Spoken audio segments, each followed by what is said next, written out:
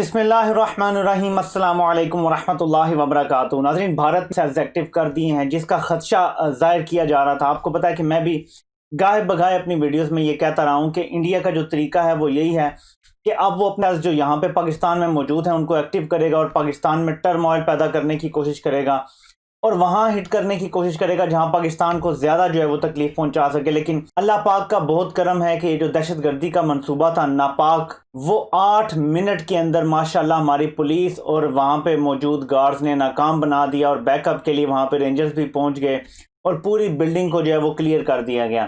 اور اللہ کا شکر ہے کہ یہ انپریسیڈنٹڈ ہے کہ کسی جگہ بیک ہوا ہو اور کام بند نہ ہوا ہو، تو اللہ کا شکر ہے کہ کام بھی جاری ہے۔ ڈیزائن ابھی یہ ہے کہ آپ دیکھ سکتے ہیں کہ ادھر سے پی ٹی ایم کو ہوا دی جا رہی ہے کہ ماما قدیر کی طرف سے پی ٹی ایم سے بھی رابطہ کیا گیا، الطاف حسین سے بھی رابطہ کیا گیا اور ایک کلیئر میسج دیا گیا کہ ہم سب مل کے اگر کام کریں گے تو ریاست سے ہم تب جیت سکتے ہیں، اور یہ لڑائی جو ہے ظاہر ہے ان کی ریاست کے ساتھ ہے۔ یہ بائی ڈیزائن سب کچھ چل رہا ہے، لیکن میں جس لیے یہ ویڈیو بنا رہا ہوں وہ ہے پالیسی کا چینج پاکستان کا۔ پاکستان کی نیشنل سیکیورٹی کے لیے جو ایڈوائزر رکھے ہوئے ہیں پرائم منسٹر عمران خان نے، ڈاکٹر معید یوسف، انہوں نے ٹویٹ کیا ہے، اور یہ وہ چیز ہے جو مسنگ تھی پاکستان کے فارن پالیسی سے اور پاکستان کی دہشت گردی کی جنگ میں، جو ایک بیانیہ ہم نے بنانا تھا۔ ہم نے عالمی دنیا کو یہ دکھانا تھا کہ انڈیا دہشت گردی کرتا ہے پاکستان میں، یہاں پہ ان تنظیموں کو سپورٹ کرتا ہے جو دہشت گردی کو سپورٹ کرتی ہیں۔ تو میں آپ کو یہ ان کا ٹویٹ دکھاتا ہوں تاکہ آپ کو پتہ چلے کہ پاکستان اب یہ بیانیہ بنائے گا۔ ایک وہ وقت تھا جب یہاں پہ ایک غدار کی حکومت تھی جو کلبھوشن کا نام بھی نہیں لیتا تھا اور کبھی انڈیا کو دہشت گرد نہیں کہتا تھا، بلکہ ہمیں یہ کہا کرتا تھا کہ ہمیں ممبئی حملے نہیں کرنے چاہیے تھے۔ پھر یہ کہتا تھا کہ میں کارگل کی جو ہے وہ تحقیقات کرواؤں گا، ہم نے کیوں کارگل پہ جو ہے وہ وہاں پہ جا کے قبضہ کر لیا۔ اس کو تکلیف تھی کہ اس کے ملک انڈیا کو تکلیف پہنچ رہی ہے، اس کو تکلیف تھی کہ مودی کو تکلیف ہو سکتی ہے، اس کو تکلیف یہ تھی کہ یہ جو اکھنڈ بھارت کا خواب ہے یہ پورا نہیں ہوگا اگر پاکستان مضبوط ہو گیا تو ایک وقت وہ تھا، اور ایک اب ماشاءاللہ ہماری پالیسی میں ایک تبدیلی ہے، اور یہ وہ ٹویٹ دیکھیں آپ، پھر آگے چل کے بات کرتے ہیں۔ ڈاکٹر معید یوسف کیا لکھتے ہیں یہ میں آپ کے سامنے پڑھتا ہوں تاکہ آپ کو پتہ چلے کہ یہ ایک اب نیریٹو بنے گا پاکستان کا۔ پاکستان از موونگ فارورڈ، اور فاسٹ فارورڈ ہو رہا ہے پاکستان۔ ڈاکٹر معید یوسف کہتے ہیں، the international community must publicly call out condemned countries that perpetrate terrorism against Pakistan. There is an established link between BLA and an international listed terror organization and India, a state led by fascist government that has again perpetrated terrorism in Pakistan through its proxies. Pakistan's enemy is naked in its aggression. Make no mistake, today's attack in Karachi is state-sponsored terrorism against Pakistan. Our valiant countrymen and women have fought against the menace before, and our resolve remains resolute. The world must wake up to suicidal tendencies of this destabilizing actor that is finding distractions to overcome its own failures and embarrassments. Our warning have come true repeatedly, whether on demographic re-engineering in Kashmir or sponsored terrorism against Pakistan. ناظرین، یہ ہے ہمارا وہ narrative کہ اب India کے بارے میں کہا جا رہا ہے کہ انڈیا جو ہے وہ سپانسر کر رہا ہے دہشت گردی کو پاکستان میں۔ انڈیا اپنی ناکامیوں کو چھپانے کے لیے اپنی پراکسیز کو استعمال کر رہا ہے۔ یہ ہمارا آفیشیل نیریٹو ہوگا، اور وہ چیز جو انڈیا پچھلے کم از کم 35 سال سے تو لگاتار کر رہا ہے، جب سے کشمیر کی موومنٹ تیز ہوئی تھی 1980s میں، اور وہ دہشت گردی سے لنک کرتا تھا کشمیر کی لیجیٹیمیٹ سٹرگل کو۔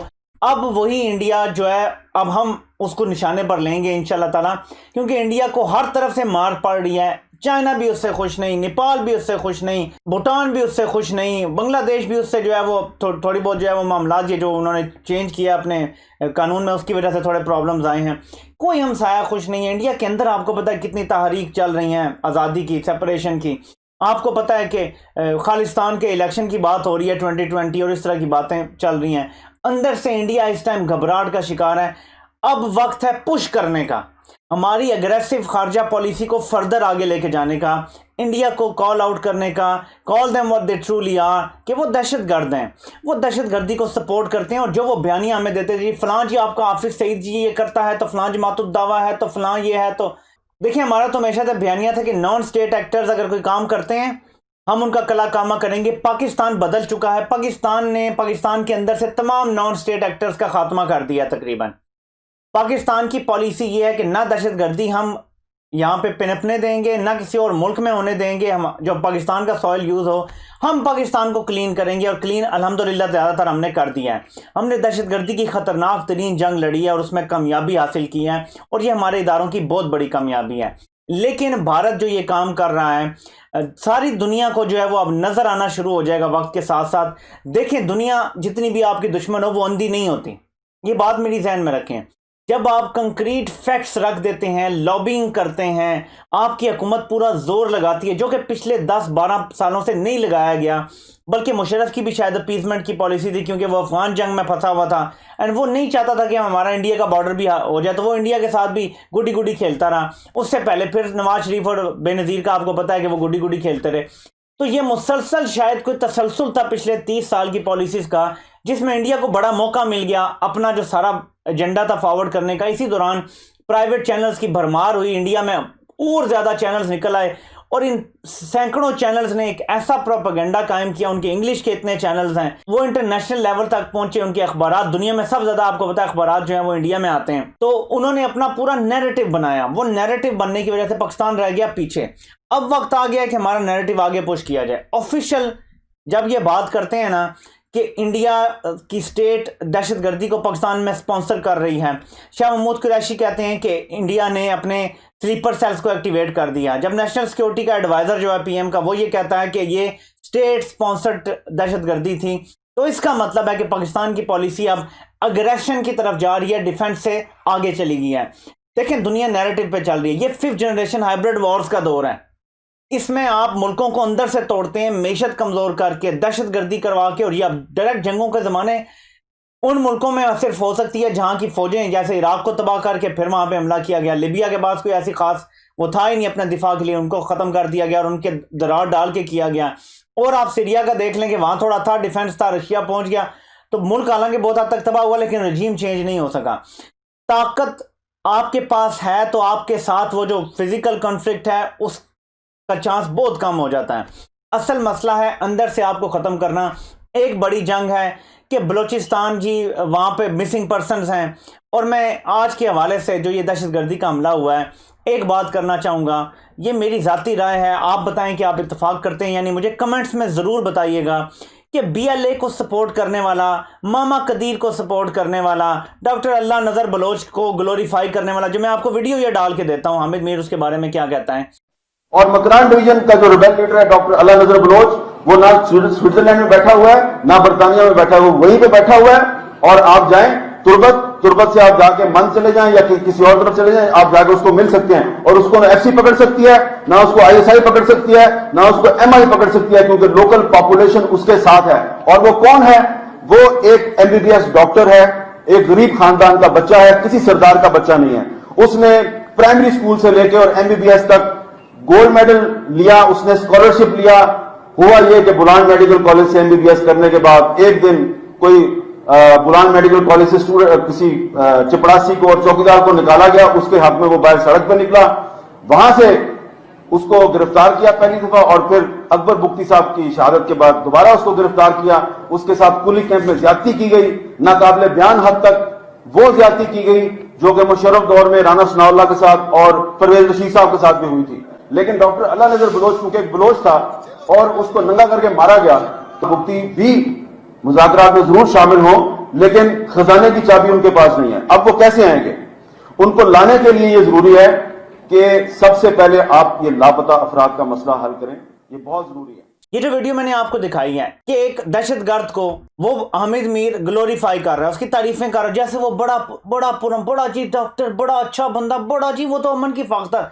یہ گلوریفائی کر رہا ہے دہشت گردوں کو اور یہ کہہ رہا ہے کہ اس کا ٹھکانہ مجھے پتا ہے، لیکن آئی ایس آئی کی بھی ہمت نہیں ہے اسے پکڑ سکیں. جب ایک بندہ ٹھکانہ جانتا ہے لیکن کہہ رہا ہے آئی ایس آئی بھی وہاں نہیں جا سکتی، تو اس بندے کو پکڑا جائے، حامد میر کو گرفتار کیا جائے اور اسے مارا شرانہ جب اسے کہا جائے کہ تم سب کے نام دو ہمیں، کہاں پہ کدھر چھپے ہوئے ہیں، کس سے اس کے لنک ہیں. حامد میر ان کے درمیان کا کوئی کنیکشن لازمی ہے، حامد میر کا کوئی لازمی تعلق ہے. یہ ہمیں دیکھنا چاہیے کہ کس طرح حامد میر ہر اس بندے کو سپورٹ کرتا ہے اندھی سپورٹ کرتا ہے، جو بندہ پاکستان کے خلاف ہے، نظریہ پاکستان کے خلاف ہے، اسپیشلی پاکستان آرمڈ فورسز کے خلاف ہے۔ میرا ایک سمپل سوال ہے، جو پہلے بھی ایک خاتون کی ویڈیو وائرل ہوئی تھی کہ میرے 2 بھائی جو مسنگ پرسن ہیں، تو میں نے اس میں ایک بات کی تھی، وہ سمپل، میرا اب بھی وہی سوال ہے، پاکستان آرمڈ فورسز کیا پاکستان کی دشمن ہے؟ کیا غدار ہیں؟ تو وہ پرامن لوگوں کو کیوں غائب کرتی ہیں؟ میں آپ کو بتاتا ہوں، نیریٹو پھر سے دہرا دیتا ہوں۔ نیریٹو یہ ہے کہ پاکستان آرمڈ فورسز نہیں چاہتی کہ بلوچستان کا نوجوان جو بھی پڑھا لکھا ہو جاتا ہے، جو ڈاکٹر بن جاتا ہے، انجینئر بن جاتا ہے، اسے غائب اس لیے کرتے ہیں کہ اگر بلوچستان کے نوجوان پڑھے لکھے آگے آ گئے تو پھر وہ لوگوں کو بتائیں گے کہ ان کے حقوق سلب کیے گئے ہیں، یہاں سے گیس چوری ہو رہی ہے، مطلب باقی ملک کو دی جا رہی ہے، بلوچستان کے حقوق مارے جا رہے ہیں، یہاں سے یہ منرل نکل رہا ہے، یہ دھات نکل رہی ہے، یہ سارا کچھ ہے۔ تو فوج دبا کے رکھنا چاہتی ہے بلوچستان کو، تاکہ وہاں پہ جتنے بھی وسائل ہیں اس کے استعمال جو ہے وہ باقی ملک کرتا رہے، بلوچستان کو نہ ملے۔ یہ بیانیہ ہے۔ آپ مجھے بتائیں کہ باقی ملک زیادہ سگا کیسے ہو گیا؟ میں سوال کرتا ہوں، باقی ملک زیادہ سگا کیسے ہو گیا اور بلوچستان سے دشمنی کیوں ہو گئی؟